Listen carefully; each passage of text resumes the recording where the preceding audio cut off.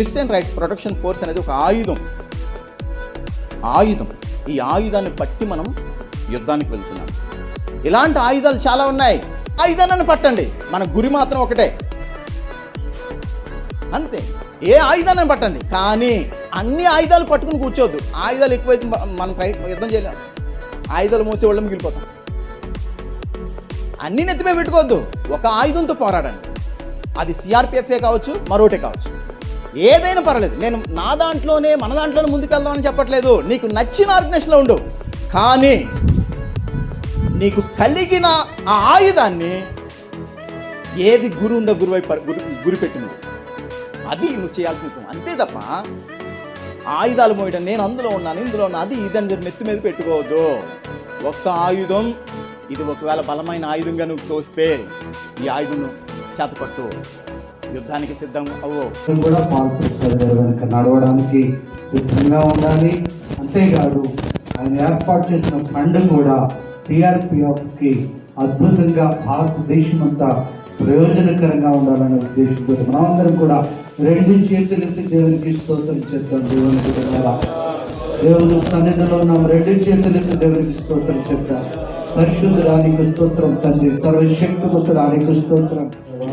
ఈ పరిశుద్ధమైన, ఉన్నతమైన, మహోన్నతమైన, ఘనమైన, శ్రేష్టమైన నామాన్ని బట్టి ప్రభా, మధ్యాహ్న సమయంలో మీకు వందనాలు, స్తుతులు, స్తోత్రాలు, కృతజ్ఞతలు చెల్లిస్తూ ఉన్నాం. సమర్పిస్తూ ఉన్నాం.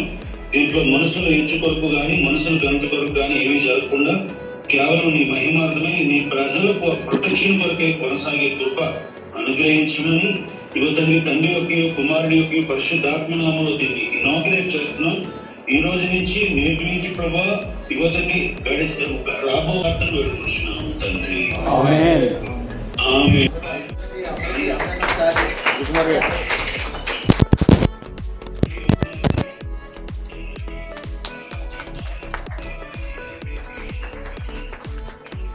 ఆలోచన, ఈ ఫౌండేషన్లో వచ్చిన అమౌంట్ అంతా దేనికోసం, నేను తినడానికి కాదు, ఇది సిఆర్పి ఫోర్స్ ఇండియాకి ఉపయోగించడానికి, ఫోర్స్ కొరకు మాత్రమే. ఇది సిఆర్పి ఫోర్స్లో పనిచేస్తున్న వారు నిస్వార్థముగా వారు శ్రమించి కష్టపడి నేను దీని కొరకు ఉన్నాను అని నిలబడిన వారికి దీంట్లో కొంత పర్సంటేజ్ ఇవ్వడానికి ఇష్టపడుతున్నాను.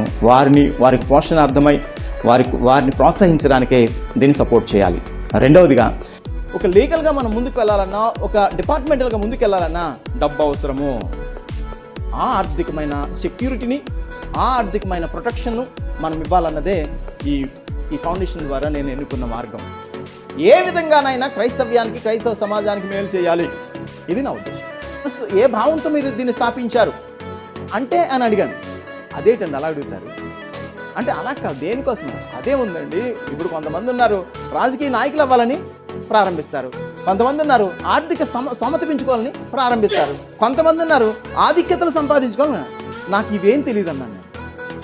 నేను స్థాపించింది నా ఇంటెన్షన్, నాలో ఉన్న మనసులో ఉన్న భావం ఒకటే, క్రైస్తవ్యానికి మేలు చేయాలి, క్రిస్టియానిటీ కొరకు నిలబడాలి.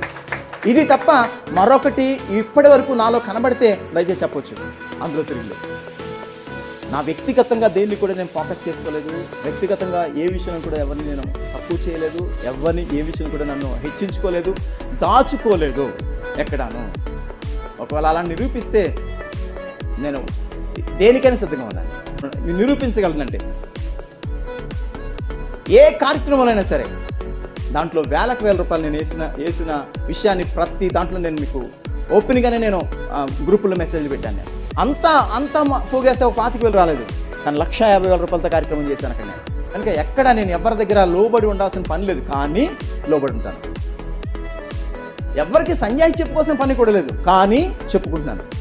నేను మీ డబ్బు తింటలేదు, మీ దగ్గర పాలేరుగా పనిచేయడానికి నేను రాలేదు.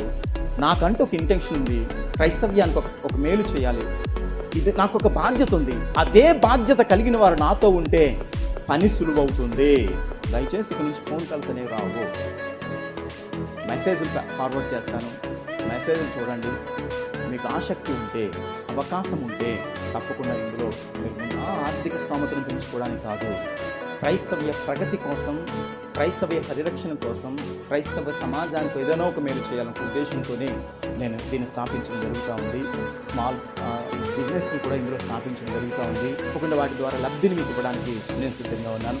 దయచేసి ఈ విషయంలో ప్రతి ఒక్కరు కూడా సహకరించాలని, ఈ అభ్యర్థన మీరు అందరూ కూడా మన్నించాలని ప్రభు గారు తెలియజేస్తున్నాను. నా మాటల ద్వారా లేకపోతే నా పనుల ద్వారా, నా చేతల ద్వారా ఏదైనా మీకు కష్టం కలిగించితే దయచేసి పెద్ద మనసుతో నన్ను క్షమించండి. Thank you.